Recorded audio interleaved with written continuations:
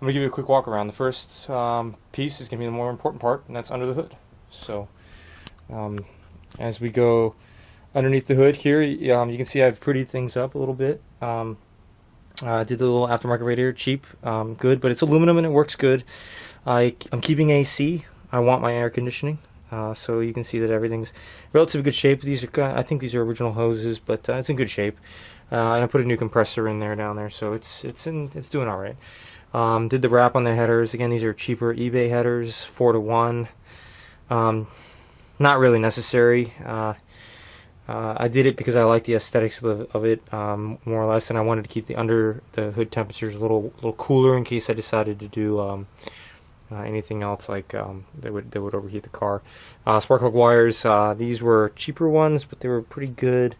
I have them marked because I did some work. And yeah, cheap as a tie for now. And then spark plugs are iridiums, which are cheap. You can get them online.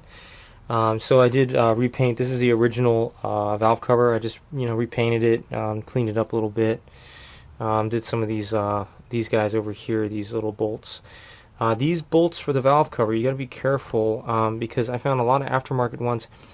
You'll see that I have the OEM bolts in the back still, and that is because the aftermarket ones are very dangerous with the rear. The way they fit on is very unusual and may not fit on properly at all, so I kept the OEM ones, and then put these on for aesthetic purposes. A lot of aesthetics that I have on this engine because I like aesthetics. I don't give a shit what people think. I'm not here to race anybody or get tickets. Another thing I did with the D16y7 that you'll notice is in the engine bay here, you'll see the aftermarket intake manifold. And that is a D15B stage 3, I think, intake manifold. Very similar to the Y8 intake manifold, but different. And how it's different is I had to plug those holes down there. That was for the stage 3 VTEC solenoid that would go in there with something to do with oil pressure. But anyways, I plugged those holes, refinished it and repainted, got rid of the old intake manifold. Hang on, I might touch up the white top. Yeah.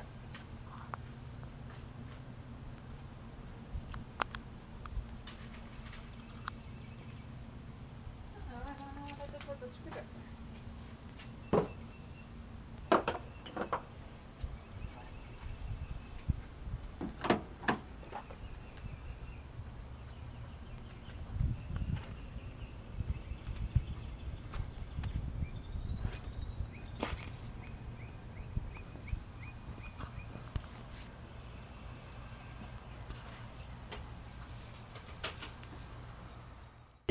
Publix here, but I'm doing my review of the 1996 Honda Del Sol. I am the owner of the Del Sol, so I'm a little biased, but just going over some of the features, things to consider if you're going to buy one. Obviously used. Again, this is 2018, and this is a 1996, so you're looking at over 20 years of age on a vehicle. Some things to consider, like parts and accessories, and whether you want to own one of these or something a little bit different. As you can see, I have the roof off. The roof does come off, and I can put it in the trunk. Fits rather nicely. The roof's not too heavy, but if you have back problems or you're old, it might be a little difficult. And the Japanese version did come with an automatic roof, but unfortunately you won't find those very often, and you will pay quite a bit of money if you do. This 96 Del Sol has the D16y7 engine, which is a pretty decent engine for its time. Low powered, not VTEC. Unfortunately, you do want to get a VTEC engine if you're going to look for the Del Sols. Some of the nicer Del Sols are Del Sol S's, or pardon me, Del Sol SIs, which you won't find too often. The tuner community pretty much eats those up. So what I found was a Del Sol S. 1996, and it does have the slower engine type, but it's not too bad if you lighten the car.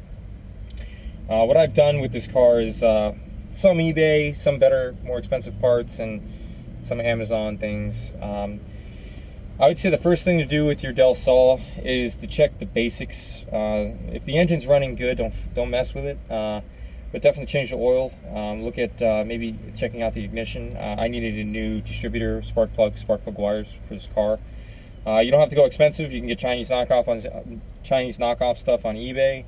I wouldn't worry about spark plugs. I'd say, you know, like the Iridium R's, you can just put them in there and leave them in there for most of the life of the car, unless you're, you know, burning fuel or something.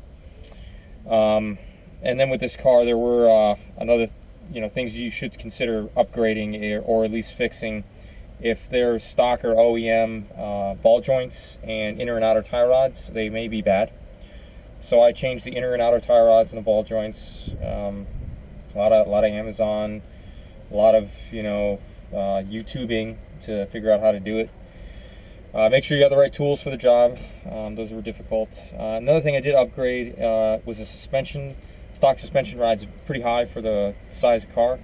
I did get the Teen S Tech lowering springs with a 1.5-inch drop, and the True Heart struts came as a package, which was a pretty good deal. And their True Hearts aren't too bad. I would also say that if you're going to get a Honda Del Sol S, I would swap the intake manifold to a D16y7 intake manifold, which is the VTEC version of this car. It'll give you a little bit more low-end torque. I did notice some low-end torque, but if you can't find a Y8 intake manifold, you can use a D15B Stage 3 VTEC intake manifold. You just got to take the VTEC pieces off and block the holes, and it's the same thing. That's what I ended up doing with this car. It's the same, the breather's the same, everything's almost the same. There are complications to the Y8 or the intake manifold swap. You do want to get an aftermarket throttle body cable and switch out the little throttle body thing, but you can YouTube that. After that, the muffler needed to be replaced in the exhaust. I stayed with an OEM muffler because these things are ricey if they're too loud, if you get aftermarket eBay mufflers. And then I did a full size I think like 2.5-inch piping all the way to my stock muffler, which is, you know, kind of putting a little straw at the end of there, but, you know, it gave me a little bit more pep, and it sounds a little bit better and not too racy. I was very lucky because the inside of the car was in good shape. But the other problem I ran into with this car when I first bought it was that the wheels and tires it came with were destroyed, and this thing has drum brakes in the back. Remember, the Del Sol S has drum rear brakes. I was going to do a disc replacement, but instead I just rebuilt the drum brakes because I felt like I was lazy, and I felt like I'd rather do that. They'll last the life of the car nearly. It's kind of loud, even though it's an OEM muffler. It's just because of the headers and the wide pipes. But I do have 2 resonators, which I highly suggest. It makes it so it doesn't become raspy.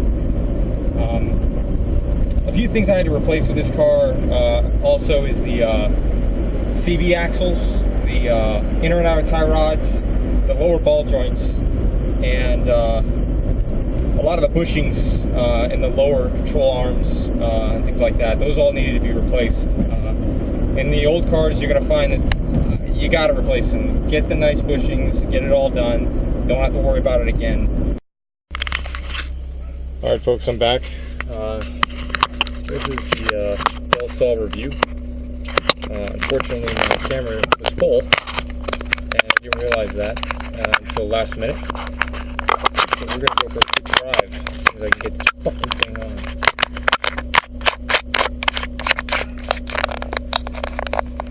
Alright. So we should be recording, and we're going to go for a quick drive. This is the Honda Del Sol. Bought it about 2 years ago. Took the roof off. Yes, it does have a removable roof. So I'm just going to quickly go over some of the things about a Del Sol if you're going to buy one. Some of the things you should consider. Any alternative vehicles that you should also consider when you're buying a Targa Top or something small. So what I bought here 2 years ago is a 1996 Honda Del Sol S. For those Civic and Del Sol owners, yes, that is the D16y7, the slower motor of the two.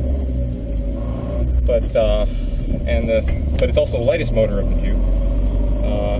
It comes with a D16y8, which is a little heavier, a little more horsepower with VTEC. This is a non-VTEC engine. But I did do some upgrades to it to give it a little more pep. I'll talk about those in a little bit.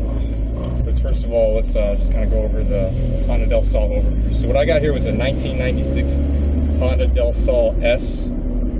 and it comes with manual stick shift and a D16y7 engine, which outputs approximately 110 horsepower, give or take, maybe 106. I don't know the exact numbers on that one. So not much, but if you consider the fact how light it is, it doesn't have power steering, it doesn't have a lot of weight to it.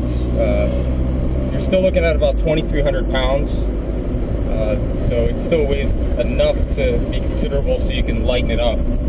But someone had an accident. That sucks. Anyway, it's fun to drive. I bought it because I wanted a target top. I was originally looking at Miatas. I was looking at MR2s, MRSs, anything I could get that was small, agile, and light and fun. I know how to work on Hondas. Hondas are great vehicles. The Honda Del Sol pretty much shares all the Civic parts from about 1994 to 97 or 98. You can swap Civic parts left and right with these things. I think they stopped putting the Y7, the D16 series anyways, all the way up until 2000. So you have plenty of parts to work with. The only part I would consider having an issue finding is the Del Sol body parts, specifically the rear quarter panels. They are kind of hard to find. You'll be lucky if you can find one. So I'm driving slow in my neighborhood. What I've done to this Del Sol is pretty basic: intake, exhaust, headers. I kept the stock muffler, but everything else is a little bit louder, which is okay. And then got a new steering wheel and a few other modifications: wheels, lowering springs, struts. Another thing to consider when you're purchasing a Honda Del Sol is, are you willing to fix a lot of stuff? There is a lot of stuff that likely needs to be fixed if you buy one used. And if you do buy one, are you going to buy one from somebody who may have been racing it or have had issues with it in the past? Been racing it and bending, doing some hard stuff to the engines or the body. So those are important things to consider. This Honda Del Sol was in 1996. I bought from a single owner. They put nearly 150,000 miles on it, and I put an additional 14,000 since I've owned it, which has been 2 years. I have a 2000 Accord, which I drive primarily.